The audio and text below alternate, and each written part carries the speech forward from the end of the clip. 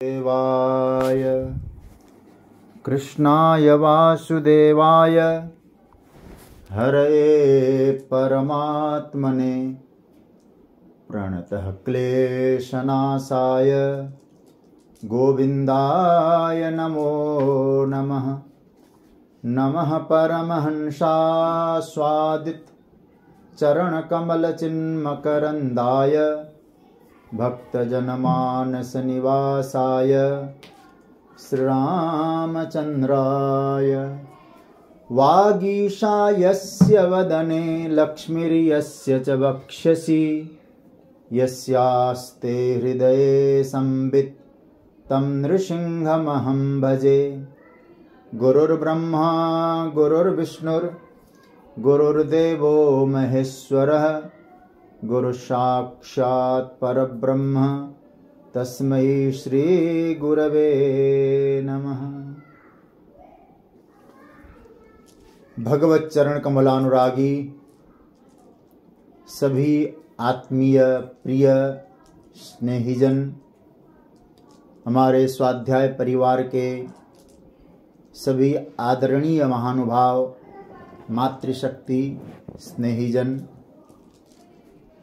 श्रीमद् भगवत गीता के स्वाध्याय में जुड़े हुए सभी आत्मीय जन, नवरात्र के इस साधना के अवसर पर भी आप लोग समय निकाल करके श्रीमद् भगवत गीता का चिंतन मनन कर रहे हैं। ये ईश्वर का विशेष अनुग्रह है, हम सभी पर ही उनकी कृपा है। प्रभु की मंगलमय कृपा को स्मरण करते हुए आइए अब हम लोग श्रीमद् भगवत गीता का जो 18वां अध्याय, जिसका नामकरण हुआ है मोक्ष संन्यास योग, उस पर प्रभु की कृपा से कुछ चिंतन, कुछ मनन, गुरुजनों के जूठन प्रसाद को लेकर के हम लोग कर रहे हैं। कल एक चर्चा आई थी कि जो अत्यागी है, अत्यागी का अर्थ हुआ जो कर्मासक्त है और फलाकांक्षी है, उस व्यक्ति के लिए 3 प्रकार के फल बताए गए। अनिष्ट मिष्ट मिश्रम च, अनिष्ट मिष्टम मिश्रम च त्रिविध कर्मणः फलम। 3 प्रकार के कर्मों का फल होता है। उसकी चर्चा कुछ संक्षेप में, कुछ विस्तार में हमने की थी कल। हमारे मन के अनुकूल कभी फल मिलता है, कभी मन के प्रतिकूल फल प्राप्त होता है, और कभी मिश्रित फल प्राप्त होता है। कभी अनुकूल, वही फल अनुकूल भी देता है और प्रतिकूल भी देता है। संयोग के समय हमको इष्ट फल मिलता है और वियोग के समय में अनिष्ट फल की प्राप्ति होती है। इसलिए सुख दुख प्रदः, सुख और दुख दोनों ही देने वाला संसार का फल होता है, क्योंकि एक ही प्रकार का फल दे ऐसा संसार में संभव प्राय कम मिलता है। तो यहाँ कल हम इस प्रकार की चर्चा कर रहे थे, लेकिन नीचे की पंक्ति में परमात्मा ने एक प्यारी बात कही कि भवत्य त्यागिनाम प्रेत्य न तु सन्यासिनाम क्वचित। जो अत्यागी है, कर्म फलासक्त है, उनको तो ये फल मिलेगा, लेकिन जो त्यागी है, त्यागी मतलब संन्यस्त है, भगवत चरण कमलों में अपने आप को समर्पित कर चुका है, उसको किसी प्रकार का कर्म का फल नहीं प्राप्त होता। क्यों होता है? थोड़ा सा चिंतन करके फिर हम लोग आगे बढ़ेंगे। क्योंकि वह साधक अपने आप को कर्ता नहीं मानता। दूसरा, यदि कर्ता भी एक क्रिया भी होती है, उसके द्वारा कोई कर्म संपन्न हो भी रहा है, वो ये समझता है मैं तो परमात्मा का औजार हूं, परमात्मा का मैं उपकरण हूं। अब मैं उपकरण हूं, तो उपकरणों का प्रयोग करने वाला परमात्मा है। जैसे आप विचार करिए, उसने क्या काम किया। एक विचार करना है कि जैसे कोई हमारे यहाँ कोई फॉल्ट आ गया, बिजली का फॉल्ट हो, एसी का, फ्रिज में, तो हम लोग मिस्त्री को बुलाते हैं, उसका जो कारीगर होता है वो आता है। यदि उस व्यक्ति ने अपने औजारों का प्रयोग करके अच्छा काम किया तो इनाम किसको मिलेगा? औजारों को नहीं मिलेगा, जिसके औजार है उसको मिलेगा। यदि काम बिगाड़ दिया तो दो चार गाली किसको खानी पड़ेगी? औजारों को हम थोड़ी पीटेंगे, तुमने बिगाड़ा। बोले जो औजारों का प्रयोग करने वाला जो मिस्त्री है, कारीगर है, उसको ही आशीर्वाद मिलेगा, उसको ही इनाम मिलेगा और उसको ही गाली भी सुननी पड़ सकती है। तो जो भगवान का औजार बनने को तैयार है, ठाकुर जी का उपकरण बनने को तैयार है, तो फिर कर्म फल का बंधन औजार को मिलेगा कैसे? अच्छा किया करने वाला है, बुरा हुआ तो करने वाला जाने। हम तो प्रभु के औजार हैं, प्रभु के उपकरण हैं। इसलिए उपकरण को दोष नहीं लगता है। न तो सन्यासिनाम क्वचित। कर्म की आसक्ति, एक बात और कहूं, कर्म की आसक्ति से निकल करके कर्म फल से पार पाना हो ना, मैं एक उपाय आपको बताता हूं, बहुत ध्यान से समझना। उपाय है, भगवान के जो भक्त होते हैं ना, बड़े विलक्षण के होते हैं, उनमें एक विशेषता होती है। यदि कोई काम होता है तो क्या कहते हैं? हरि इच्छा। जैसे प्रयास नहीं किया ऐसी बात नहीं है, अपनी ओर से काम को बनाने में भरसक प्रयास किया है उसने। जैसे भगवान शंकर राम कथा सुनने के बाद अगस्त्य जी से राम कथा श्रवण की और सती के साथ जब लौट के आते हैं, सामने राम जी को देखा, भोलेनाथ ने वंदन किया, प्रणाम किया। सती ने तर्क किया, ये कैसे भगवान है? और आप जानते हैं शिवजी ने क्या सती को समझाने का प्रयास नहीं किया? सती को समझाने का जो कर्म है, उस कर्म में भगवान शंकर अपना 100% देते हैं, 100% देते हैं।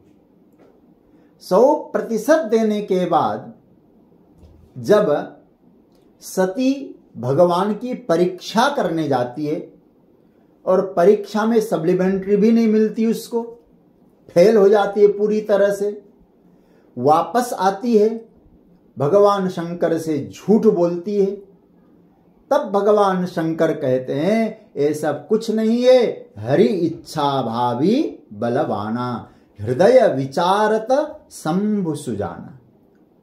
ये जीवन का सूत्र है। जब करना था तो 100% ऊर्जा लगाया, लेकिन हमारे मन के अनुरूप परिणाम नहीं मिला। हरि इच्छा भावी बलवाना, भगवान की इच्छा थी, ऐसा ही चाहते थे। और सती झूठ बोलती है तो कहते सती झूठ नहीं बोल रही है, सती से झूठ बुलवाया गया, किसी कोई तो होगा ये सब करने वाला, तो भगवत शरणागति का भाव आ जाता है। इसलिए जो हो रहा है परमात्मा की कृपा से, वही वास्तविक भक्त है। तो क्या भाव आएगा मन में? अरे भाई, फल जिसको चाहिए वो करें, हम तो ठाकुर जी के औजार है, ठाकुर जी व्यवस्था करते हैं। अतः भक्तों में भी कर्म सिद्धांत लागू नहीं होता है। एक छोटी सी प्यारी सी बात आपके सामने रखूं, श्रीमद् भागवत का प्रसंग है। कभी इन बातों पर भी हमें चिंतन करना चाहिए। अब भागवत में आजकल तो केवल नाच गान से अलावा कुछ बचा नहीं है। आप जैसे सुधी श्रोताओं के बीच में कुछ बातें कहने का बड़ा अच्छा अवसर मिलता है।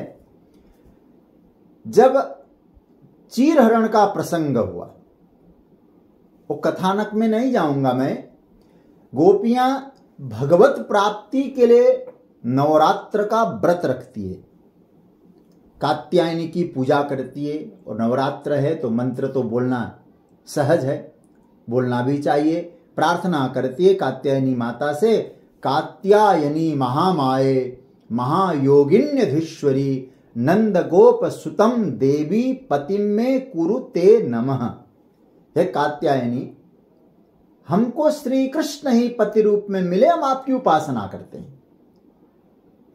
अब उसके बाद भगवान वहां आए, उनके वस्त्रों को प्रभु ने चुराया, कदम्ब पे चढ़े, गोपियों ने देखा, गोपियों ने वस्त्र मांगा, तो प्रभु ने कहा नग्न होके मेरे पास आओ, जो जिस अवस्था में उसी अवस्था में पहुंचो। तो गोपियां भगवान के पास पहुंचती है नग्नावस्था में, प्रभु ने वस्त्र प्रदान किया। अब भगवान कहते हैं कि गोपियां तुम निष्काम हो गई हो। अब आप विचार करिएगा, यहां भगवान की वाणी है, अब तुम्हारे मन में किसी प्रकार का कर्म का लेप नहीं लगेगा, तुम्हारे मन में कोई लौकिक इच्छा बची ही नहीं। बहुत विचित्र बात है। अरे प्रार्थना कर रही है, कामना युक्त होके कर्म कर रही है, लौकिक इच्छा कैसे नहीं बची? तो यहां बहुत प्यारी बात ठाकुर जी कहते हैं, क्योंकि मुझे प्राप्ति के लिए जो आपने उपासना रूपी कर्म किए ना, उस उपासना रूप कर्म आपने मेरी प्राप्ति के लिए किया, मेरे लिए किया, मुझ में समर्पित होकर किया, तो आपके कामना के बीज पूरी तरह से ध्वंस हो गए, नष्ट हो गए। कैसे हो गए? एक बहुत प्यारा श्लोक यह है भागवत का 22वें अध्याय का, श्रीमद् भागवत के 10वें स्कंद के 22वें अध्याय का प्रसंग है। संभवतः ये 26-27 श्लोक तो मैं पूरी तरह से नहीं बोल पाऊंगा, कहाँ का है, कितना का है। हाँ, ये जरूर है 22वें अध्याय में भगवान एक बात कहते हैं। मैं चाहूंगा उस बात को आप सभी लोग नोट कर लें, पकड़ लें। क्या कहा प्रभु ने? नमैया वेशित धियाम कामः कामाय कल्पते वर्जिता क्वथिता धाना प्रायो विजाय नेष्यते। बहुत उच्च स्तर का श्लोक है यह। प्रभु ने कहा कि आपने मेरी उपासना की, बड़ी विनम्रता से की, कोई कर्तृत्व का अभाव आप में है नहीं, आपने नित्य उपासना की, लेकिन उसका परिणाम क्या हुआ? बोले भर्जिता क्वथिता धाना, आपने मुझ में समर्पित, मैया वेशित धियाम, ध्यान देना, निर्भरता ठाकुर जी हैं, आश्रय ठाकुर जी हैं, मुझ में आश्रित होकर आपने उपासना करी है। उसका रिजल्ट क्या मिला? उसका रिजल्ट ये मिला कि भर्जिता क्वथिता धाना। जैसे आप बाजार से धान के बीज लेके आए, धान जो भी आप बीज लेके आए, आपके घर में कुछ कच्ची जमीन है, आप जब धान के अथवा जौ के किसी भी पदार्थ के बीज जब लेके आए, आपके यहाँ कच्ची जमीन है, तो आपके हाथों से धान के कुछ बीज वहां गिर गए, अनजाने में वहां पानी भी गिरा। तो आप विचार करिए अब क्या होगा? उस धान के बीज अंकुरित हो गए, होते हैं ना, धान के बीज अंकुरित हो गए। लेकिन अब आप विचार करना, आप धान के बीज तो ले आए, लेकिन धान के बीजों को आपने कड़ाही पे भून दिया, अच्छी तरह से भून दिया है। अब भुने हुए बीज फिर उस कच्ची मिट्टी में डाल दो, क्या अंकुरित होंगे? क्योंकि बीज भून दिए गए हैं। उसी तरह से यदि कोई व्यक्ति भगवान के प्रति पूर्ण आश्रित है, पूर्ण निर्भर है, भगवान पर ही निर्भरता है, भरोसा है, आश्रय है, विश्वास है, तो उसके जीवन में लौकिक कामना के बीज भगवत शरणागति के कारण ऐसे भून दिए जाते हैं, उसके मन में कोई लौकिक कामना रहेगी ही नहीं। जब कामना ही नहीं रहेगी तो कामना के द्वारा कर्म होता है, फिर कर्म फल कैसे मिलेगा भाई? इसलिए तो विभीषण भी इस बात को कहते हैं, पहले कुछ मन में इच्छाएं थी, कुछ पाना चाहता था मैं, लेकिन आपकी साधना, आपकी उपासना, आपकी निर्भरता, आपके प्रति प्रेम और विश्वास के कारण क्या हुआ? उर कछु प्रथम वासना रही, प्रभु पद प्रीति सरित सो वही। अब नहीं रही। तो मेरा कहने का तात्पर्य है, न तो सन्यासी नाम कचित, जो पूर्ण, मैं फिर कल की बात दोहरा दूं, सन्यासी शब्द का अर्थ इस प्रकार के वस्त्र धारण करने वाला नहीं है। पूर्ण रूपेण भगवत समर्पण व्यक्तित्व ही सन्यास है। उसके जीवन में कोई कर्म फल नहीं, क्योंकि वो प्रभु में ही समर्पित है, प्रभु का औजार है, तो उसको क्या दिक्कत है? अब प्रश्न उठता है, ध्यान से समझना, एक बार रिवीजन कर लेते हैं। यहां तक की चर्चा में कोई प्रश्न तो नहीं बचा। अब आगे देखिए, पहला जो श्लोक है, एक बार विहंगम अवलोकन कर लीजिए संक्षेप में। पहला जो श्लोक है गीता का, उसमें क्या है? अर्जुन की जिज्ञासा है। यहां तक का एक बार दर्शन करिए। जिज्ञासा क्या है अर्जुन की? मुझे त्याग और सन्यास के विषय में अलग अलग बातें बताइए, अलग अलग रूप से त्याग का समझाइए और सन्यास के बारे में भी बताइए। ठीक है, पहले श्लोक में अर्जुन की जिज्ञासा। उसका उत्तर देते हुए भगवान ने विभिन्न ऋषियों के, मनीषियों के मत लिया, और दूसरे और तीसरे में भगवान ने अनेक ऋषियों के मत का उल्लेख किया। विद्वानों का भिन्न भिन्न मत ठाकुर जी ने बताया। चौथे श्लोक से लेकर के 12वें श्लोक तक, मैं बहुत डिटेल्स में नहीं जाऊंगा, चौथे श्लोक से लेकर के अभी जिस श्लोक की हमने चर्चा की, अनिष्ट मिष्टम मिश्रम च त्रिविधम कर्मणः फलम भवत्य त्यागिनाम प्रेत्य न तो सन्यासिनाम क्वचित। यहां तक की जो चर्चा ठाकुर जी ने करी, वहां भगवान ने त्याग और कर्मयोग का तत्व समझाया। यहां तक ठीक है, त्याग और कर्मयोग के विषय में। अब भगवान कुछ गंभीर बातें चर्चा करने जा रहे हैं, जिसको हम लोग कह सकते हैं सांख्य। सांख्य किसको कहा गया, अभी आप चर्चा सुनेंगे। तो सन्यास अर्थात सांख्य, उसका तत्व क्या है, अब भगवान यहां बता रहे। क्योंकि अर्जुन के दो प्रश्न थे ना, त्याग और सन्यास। यहां तक की चर्चा भगवान ने त्याग के विषय में की। अब आगे कुछ सन्यास की चर्चा करते हैं, लेकिन याद रखना, सन्यास की चर्चा में भी कुछ कर्मयोग का पुट जैसा लगेगा आपको, लेकिन उसका तात्पर्य सन्यास में है। इसको ध्यान से समझना। तो अर्जुन, एक बात विचार करो। यहां पहले मैं भूमिका बताऊं, ये जो 13वां श्लोक मैं बोलूं उससे पहले, कई बार क्या होता है, कर्तृत्व, कर्तापन किसके द्वारा होता है?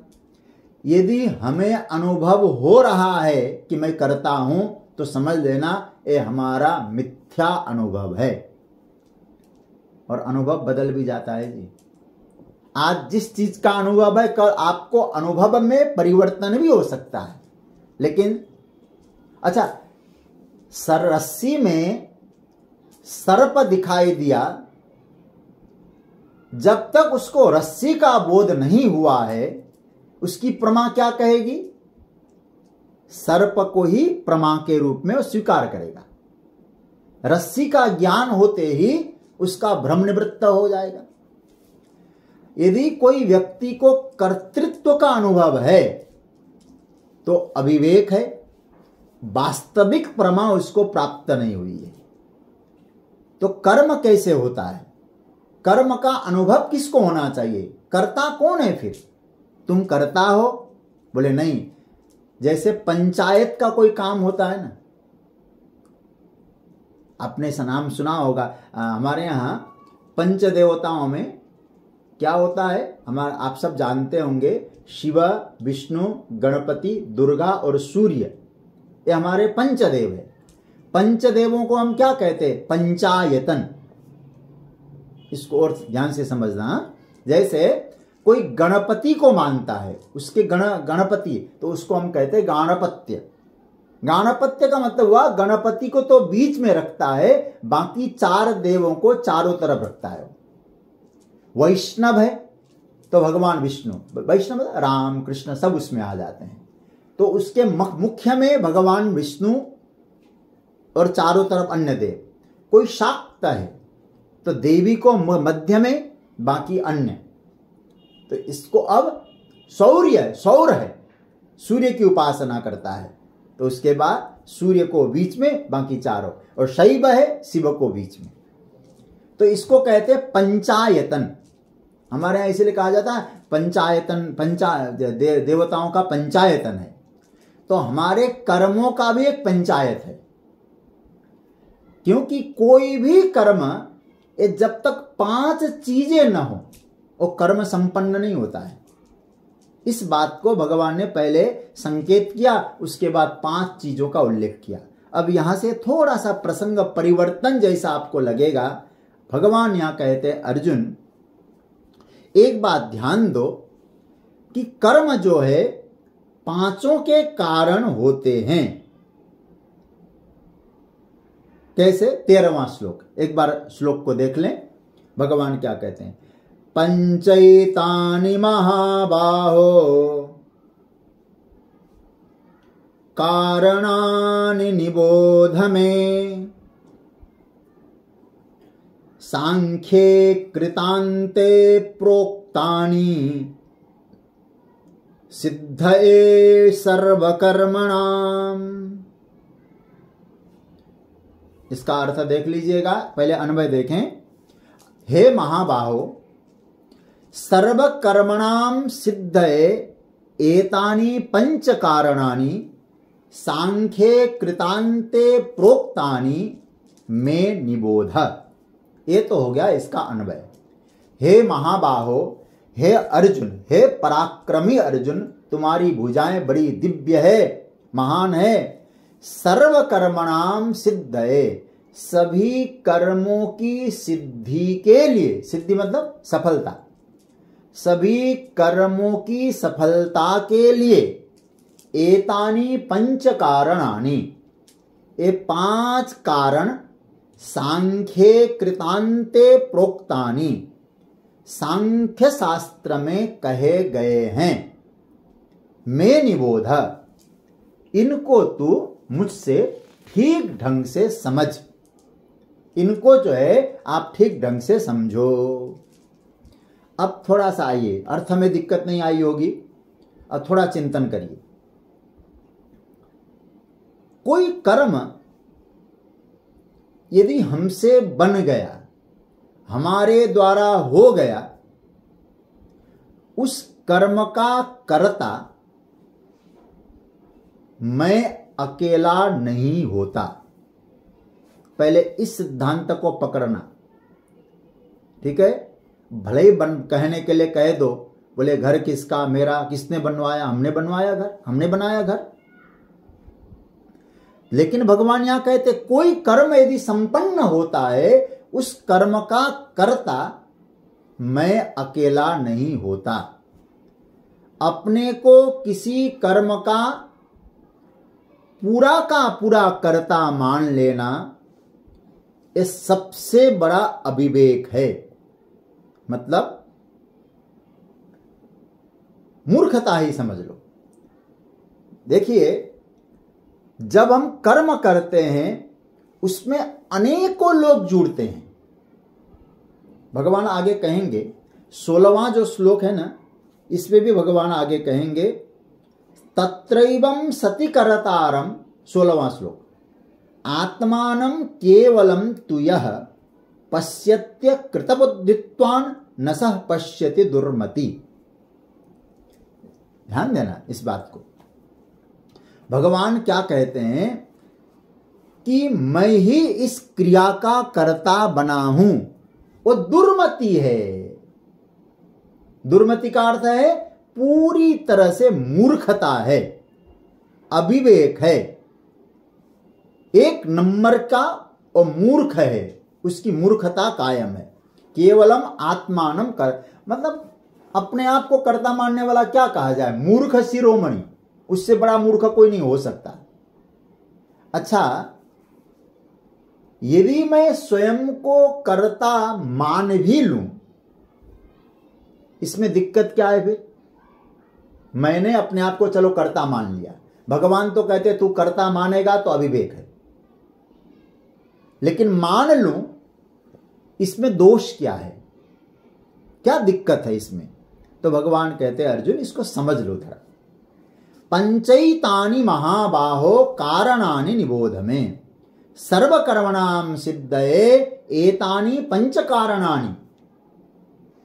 सभी कर्मों की सिद्धि के लिए तू अकेला नहीं है अर्जुन, 5 कारण होते हैं। सभी कर्मों की सिद्धि के लिए 5 कारण। अर्जुन का यहां संबोधन क्या किया ठाकुर जी ने? महाबाहो।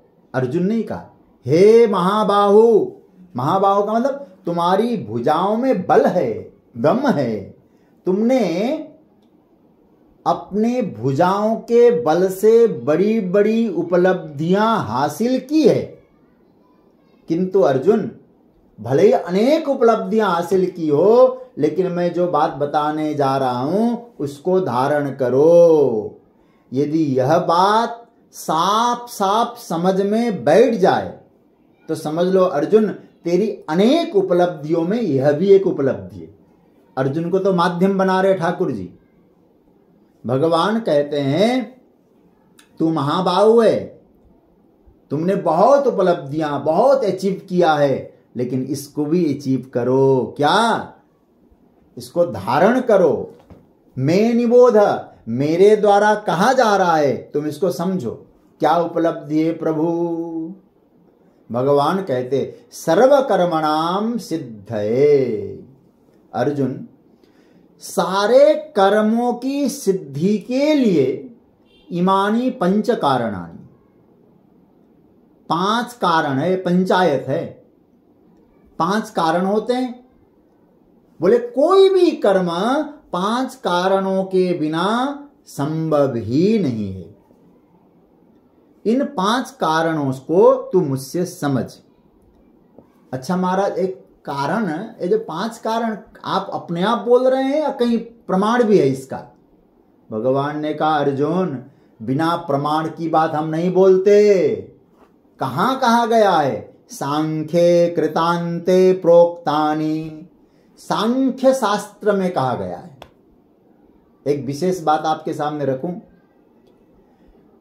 सांख्य शब्द यहां जो प्रयोग किया है ना भगवान ने, गीता में सांख्य का तात्पर्य क्या है? सांख्य मतलब वेदांत, उपनिषद, इसमें कहा गया है, वेदांत में कहा गया है। क्या केवल सांख्य शब्द का अर्थ आप लोग पढ़े लिखे प्रकृति और पुरुष का भेद करें, वो सांख्य नहीं है।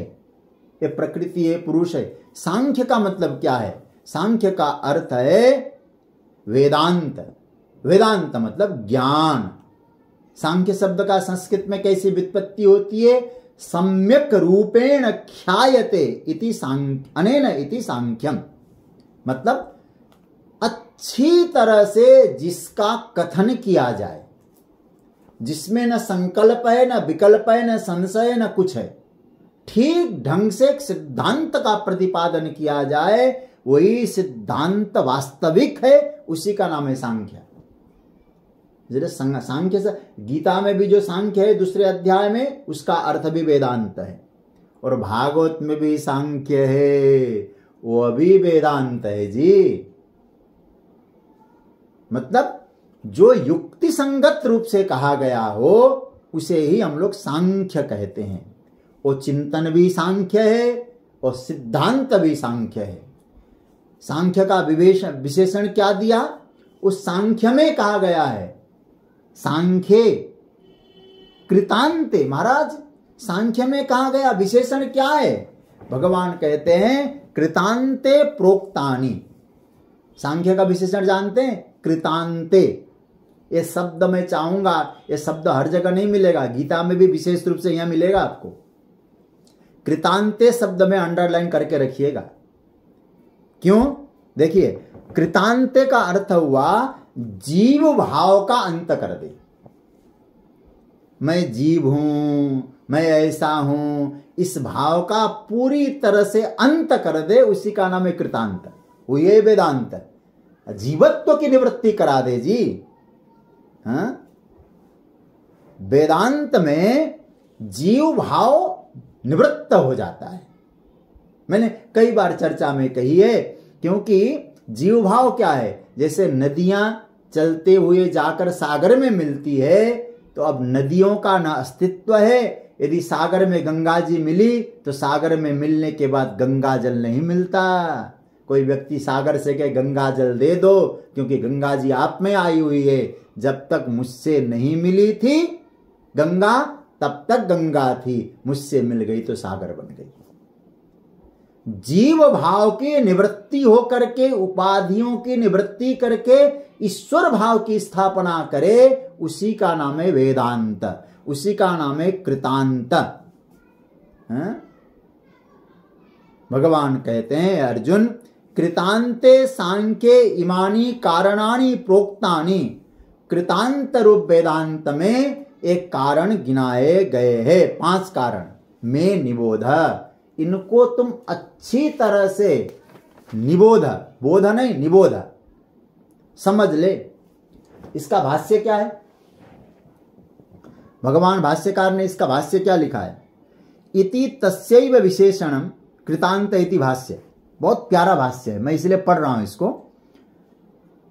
इति तस्यैव विशेषणम कृतम इति कर्म उच्यते तस्य अंतः परिसमाप्ति यत्र स कृतांत कर्मांत इत्येतत्। इसका अर्थ है कृतम, कृतांते आए ना, कृतम शब्द का अर्थ है कर्म, तस्य अंतः परिसमाप्ति, उस कर्म का परिसमाप्ति, कर्म की परिसमाप्ति फल की परिसमाप्ति हो जाएगी। जैसे भगवान ने क्या कहा, इसमें उदाहरण दिया भगवान शंकराचार्य ने, सर्वम कर्माखिलम पार्थ ज्ञाने परिसमाप्यते। ये 4थे अध्याय का 33वां मंत्र है। संपूर्ण कर्म ज्ञान में परिसमाप्ति होती है। तो कृतांत का अर्थ बना कि आपके जो कर्तृत्व है, भोक्तृत्व है, जीव भाव है, उसको निवृत्त करे। आगे क्या कहते भाष्यकार, इति आत्मज्ञाने संजाते सर्वकर्मणां निर्वृत्तिम दर्शयति, अतः तस्मिन् आत्मज्ञानार्थे सांख्ये कृतांते वेदांते प्रोक्तानि कथितानि च। मतलब जब सांख्य मतलब कर्म की निवृत्ति होगी, कर्ता भाव की, जीव भाव की निवृत्ति हो गई, तो समझ लीजिएगा आत्मज्ञान की प्राप्ति में आप समर्थ हो गए।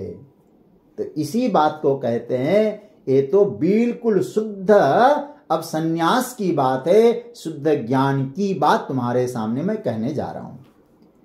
तो भगवान कहते उन कारणों को तन निबोध में मुझसे समझो।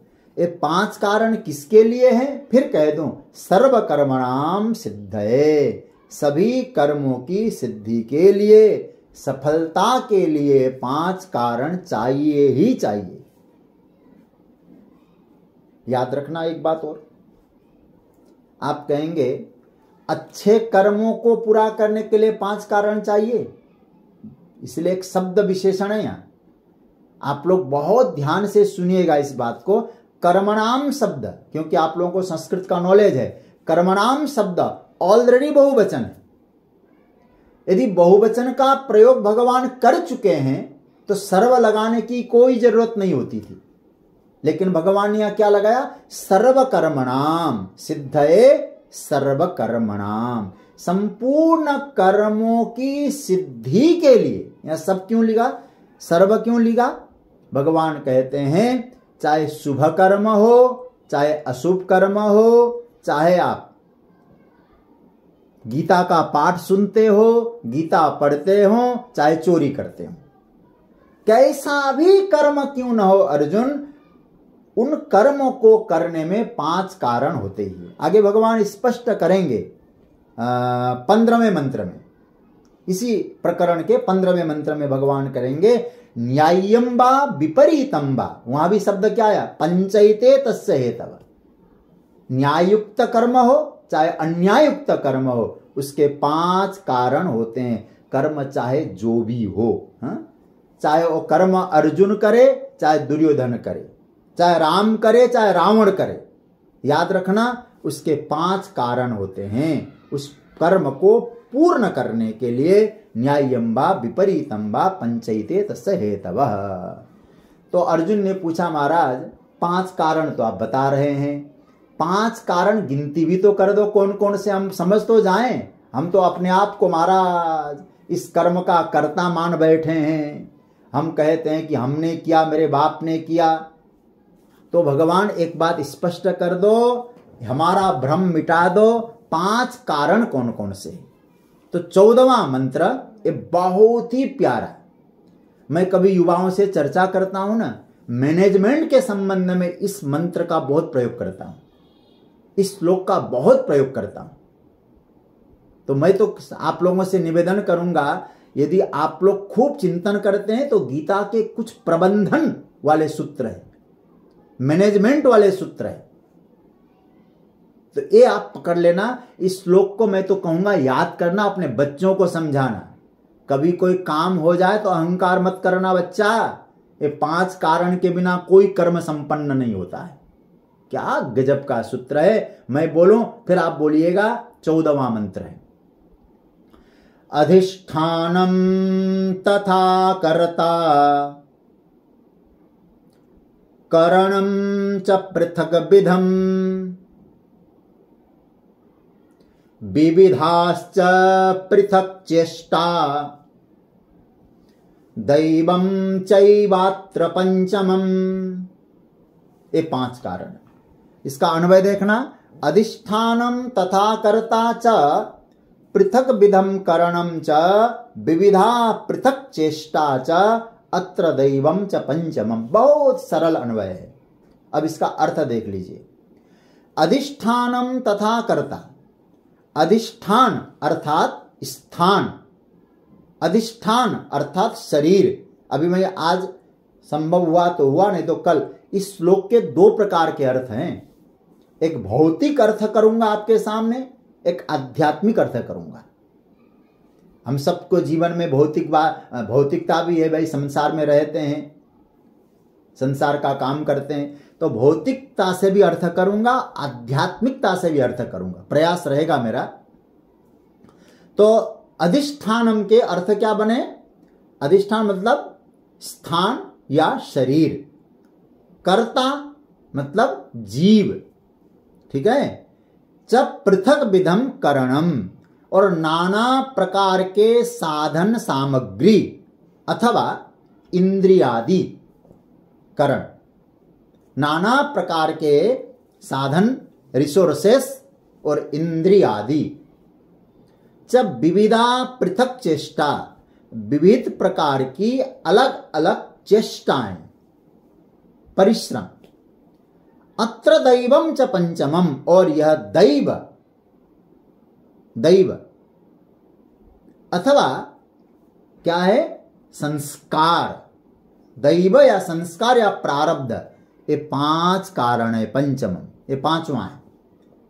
अधिष्ठान, एक मैं गिनती कर दूं पहले, अधिष्ठान लिख लें आप लोग अलग अलग करके। पहला अधिष्ठान, इसका हम विस्तार से चर्चा करेंगे। दूसरा कर्ता, तीसरा पृथक विधम करणम, ये 3 नंबर।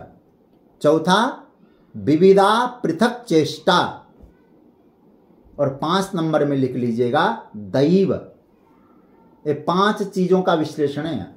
मैं फिर रिपीट कर रहा हूं क्योंकि आप लोगों को ये समझना चाहिए और समझ में आना भी चाहिए, और समझेंगे भी आप लोग।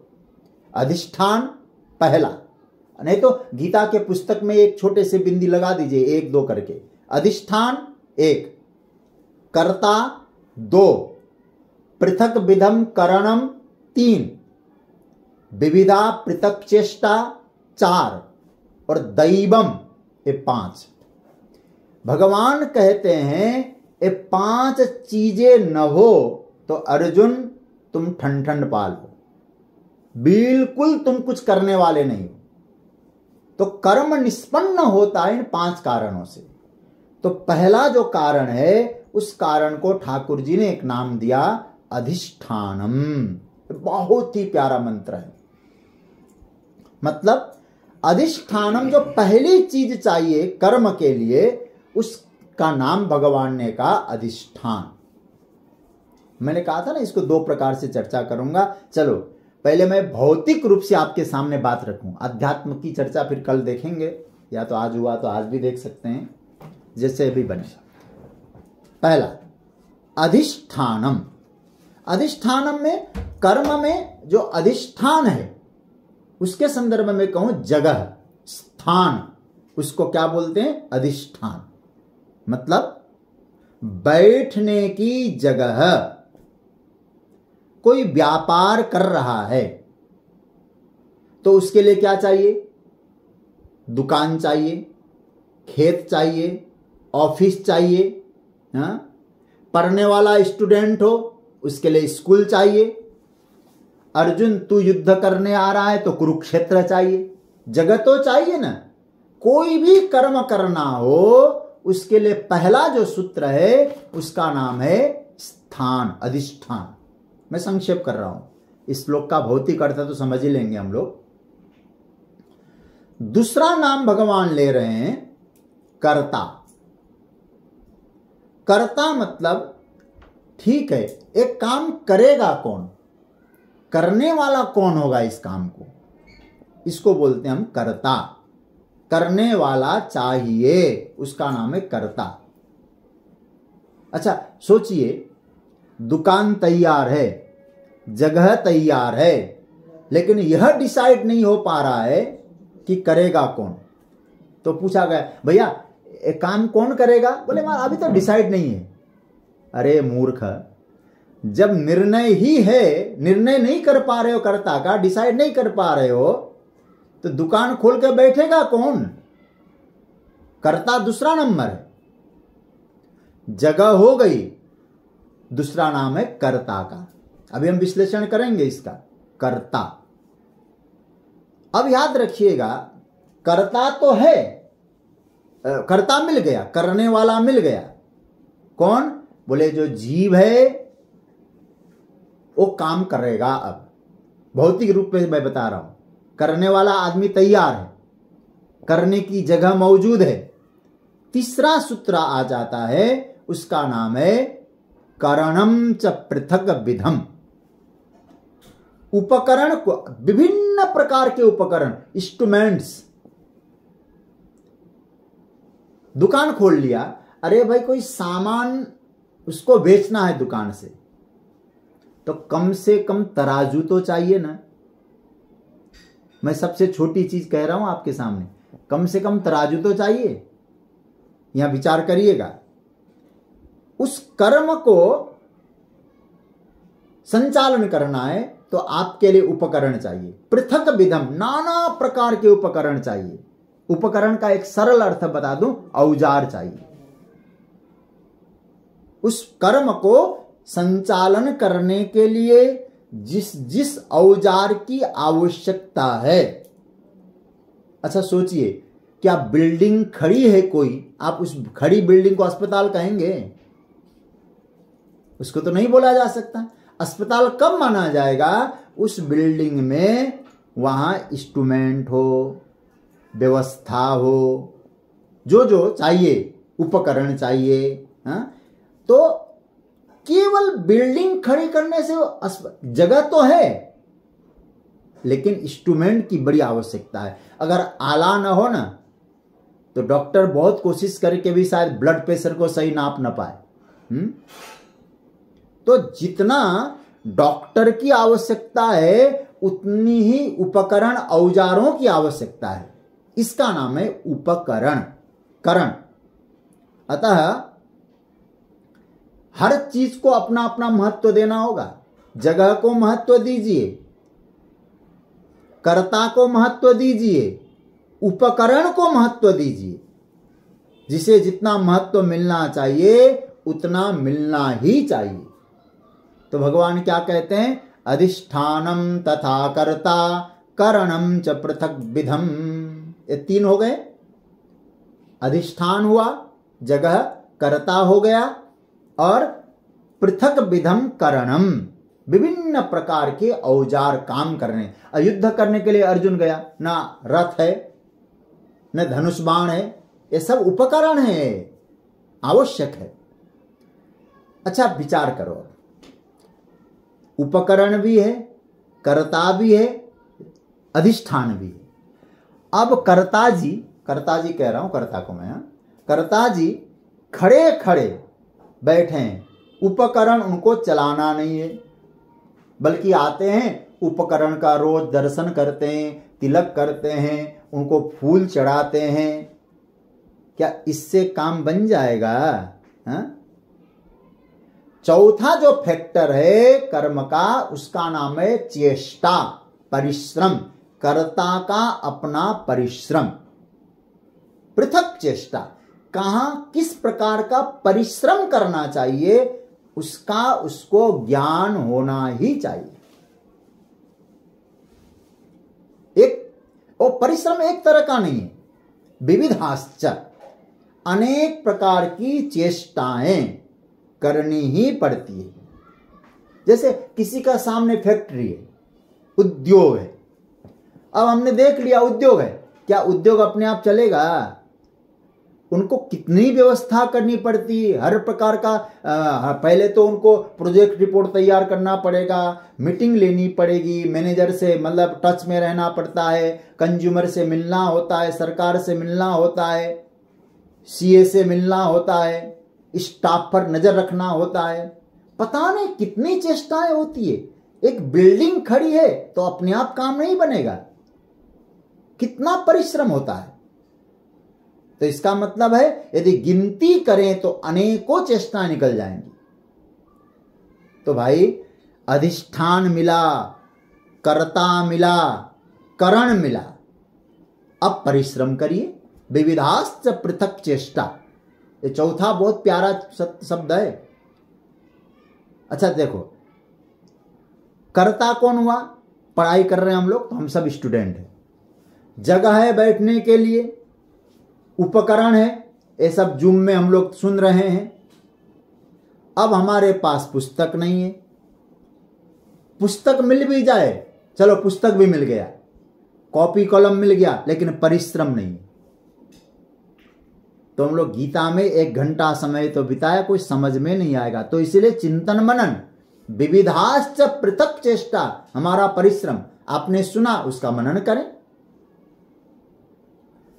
ये 4 हो गए, अधिष्ठानम तथा कर्ता, करणम च पृथक विधम, विविधाश्च पृथक चेष्टा।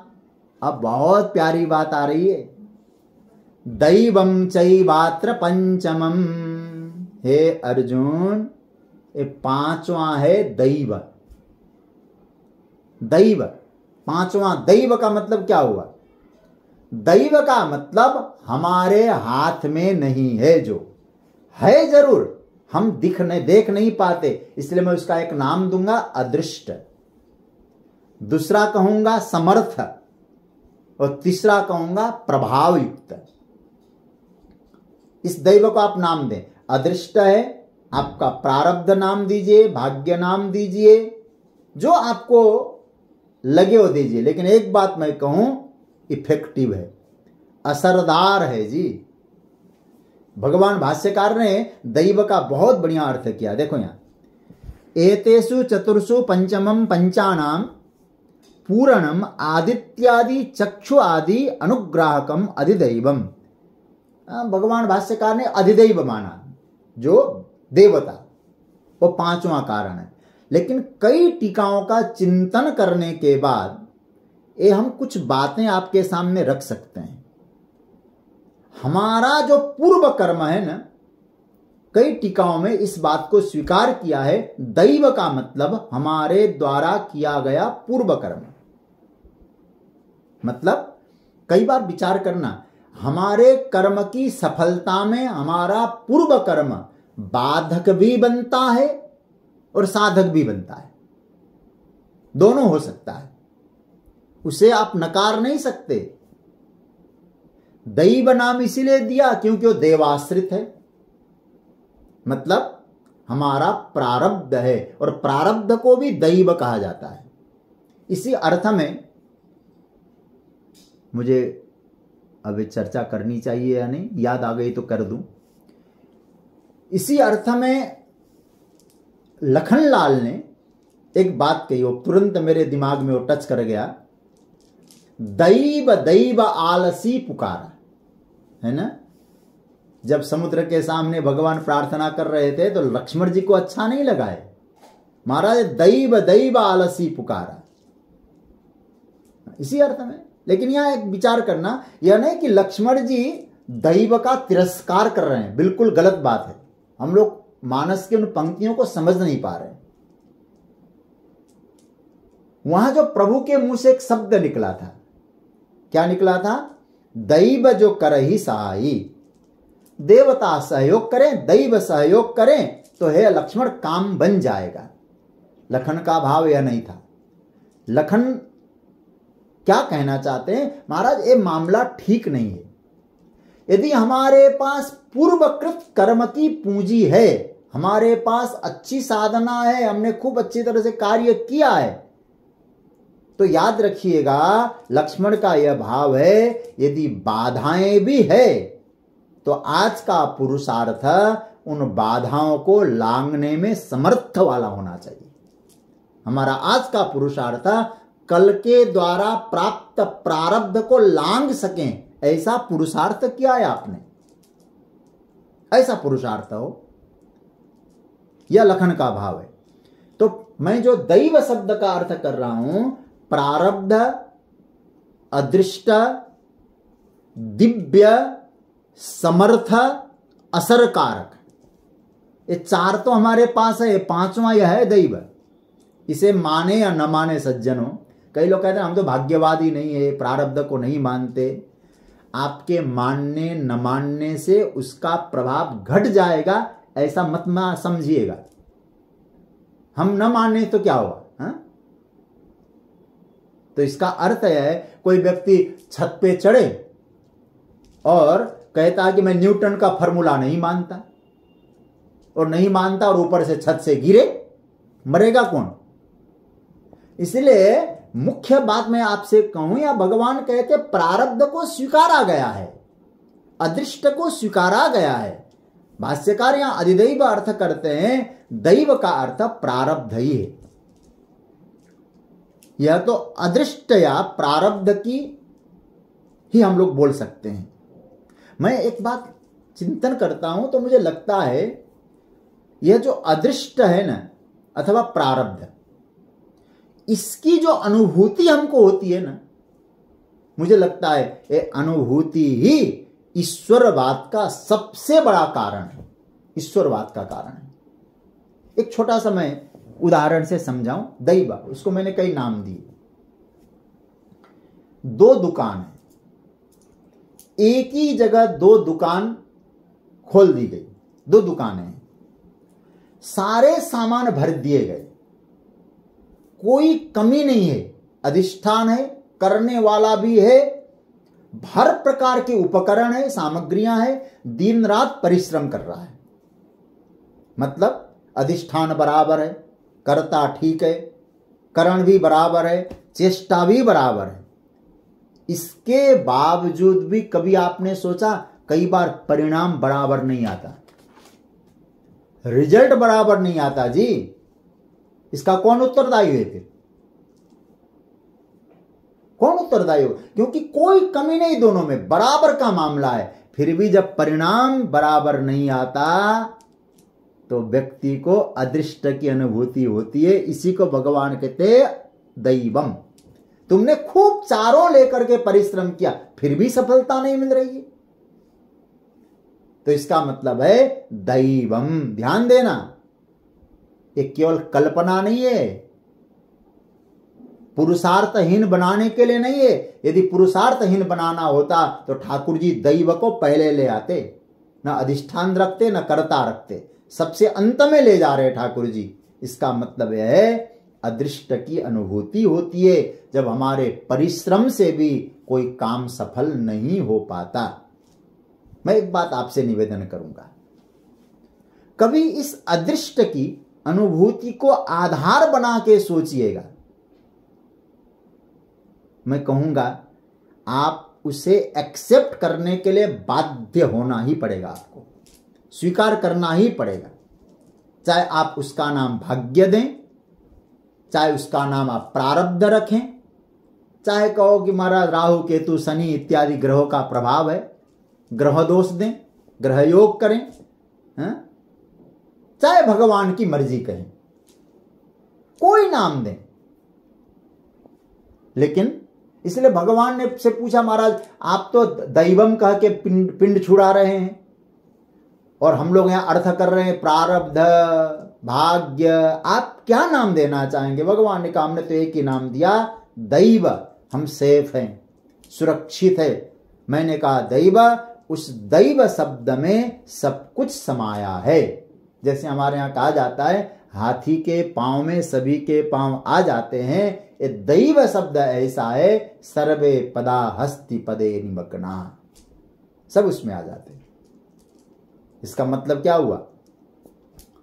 भगवान कहना चाहते हैं अदृष्ट, हमारी इंद्रियों की पहुंच में जो नहीं है, हम समझ नहीं पाते हैं, आंखों से देख नहीं पाते हैं, लेकिन हमारे कर्मों में असरकारक होता है, प्रभाव युक्त होता है, ऐसा हमें अनुभव है।